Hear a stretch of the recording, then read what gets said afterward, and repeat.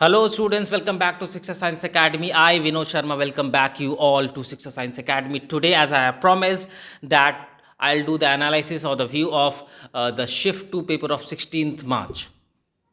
बहुत एनर्जेटिक मैंने बातें तो शुरुआत करी है, लेकिन अगर इस पेपर को देखा जाए तो एनर्जी बिल्कुल भी नहीं रहने वाला है। बिकॉज मेरा जहाँ तक मानना है कि ये जो शिफ्ट 2 का पेपर था 16 मार्च का, ये अब तक का ओवरऑल पेपर, मैं सिर्फ फिजिक्स की नहीं बात कर रहा हूँ, मैं केमिस्ट्री की बात नहीं कर रहा हूँ, मैं ना ही मैथ्स की बात कर रहा हूँ जो मैंने पहले करा था जब मैंने शिफ्ट 2 फरवरी का मैंने एनालिसिस किया था। वहाँ पे मैंने बोला था कि केमिस्ट्री का सबसे अब तक का सबसे टफेस्ट क्वेश्चंस था।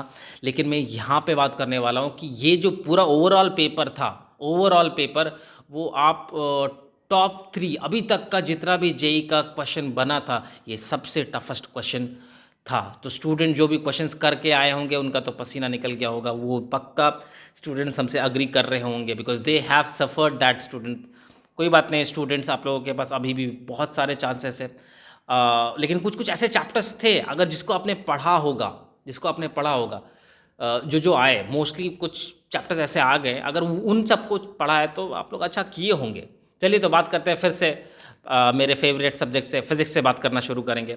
तो फिजिक्स का पेपर था मॉडरेट से डिफ़िकल्ट लेवल के तरफ इंक्रीज़ कर रहा था।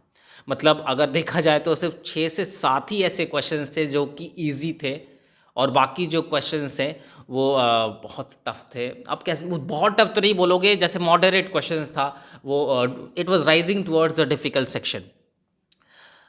Rest was tough as I said. Optics से 2 क्वेश्चंस थे, सेमीकंडक्टर से 1 क्वेश्चन था, मॉडर्न फिजिक्स से 1 क्वेश्चन था, न्यूक्लियर फिजिक्स से 2 क्वेश्चंस थे, 2 या 3 क्वेश्चंस थे, आई एम नॉट श्योर, हाँ लेकिन 2 से 3 क्वेश्चंस थे। न्यूक्लियर फिजिक्स 2 से 3 क्वेश्चन।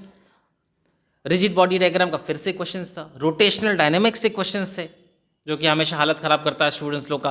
केटीजी से क्वेश्चंस थे। थर्मोडायनेमिक्स से 2 क्वेश्चंस थे। तो बाकी जितने भी चैप्टर है सब में से एक एक चैप्टर का क्वेश्चन था, उन सब का मैं नाम लेने वाला नहीं हूँ यहाँ पे, ठीक है। लेकिन अगर ओवरऑल चैप्टर को देखा, मतलब सॉरी इस पेपर को देखा जाए, फिजिक्स पेपर का, तो इट वाज टफ। चलिए मूव करते हैं केमिस्ट्री सेक्शन में। केमिस्ट्री सेक्शन में क्या था कि it was a moderate paper. The reason being inorganic से 9 क्वेश्चन थे, फिजिकल केमिस्ट्री से 11 क्वेश्चन थे, हाँ बिंगो। ऑर्गेनिक से 10 क्वेश्चन थे, तो ये पेपर को बैलेंस कर देता है, it balance the question anyway.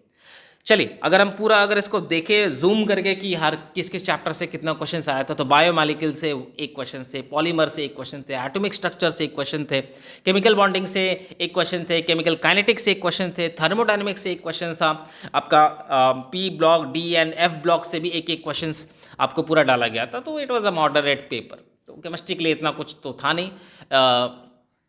Move to the math section. Math section का कहानी जो था वो it was like physics only, it was moderate to difficult level.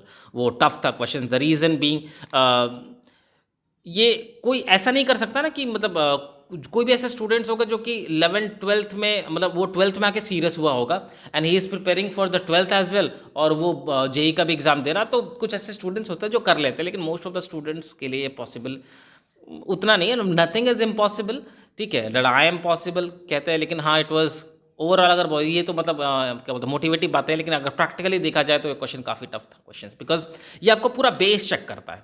It was 1 question but it was a mix of many question, it was like that only, ठीक है। अगर मैं थोड़ा डिटेल में जाऊँ तो वेक्टर 3D से 4 क्वेश्चंस थे स्टूडेंट्स, वेक्टर 3D से 4 क्वेश्चन, स्टैटिस्टिक्स से 2 क्वेश्चन थे, मैट्रिक्स डिटर्मिनेंट से 2 क्वेश्चन, सीक्वेंस एंड सीरीज से 2 क्वेश्चन था, जो कि ओवरऑल पेपर को बहुत ज़्यादा टफ बना देता है।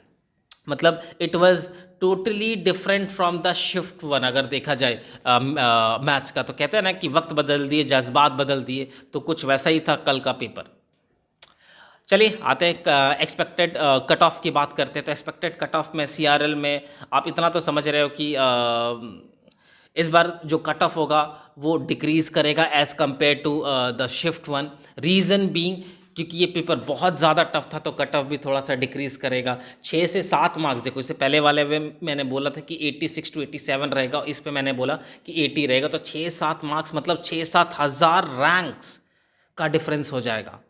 वो होगा, लेकिन मतलब आप बराबर है, अब बराबर है, उसका कट ऑफ 86 और ये कट ऑफ 80 है, बिकॉज पेपर भी वैसा ही था, तो 6-7 हज़ार का डिफरेंस बहुत बड़ा डिफरेंस होता है। ये डिफरेंस मैनेज होने वाला है इस पेपर के साथ, कट ऑफ इस तरीके से रहने वाला है। जनरल के लिए 62 रहने वाला है, ओबीसी के लिए आपका अराउंड 63 नहीं 62 ही रहेगा, अराउंड 62 ही रहेगा। एससी एसटी के लिए अगर एससी की बात करें तो 47 रहेगा, और एसटी के लिए 42 टू 46 के बीच में रहने वाला है कट ऑफ।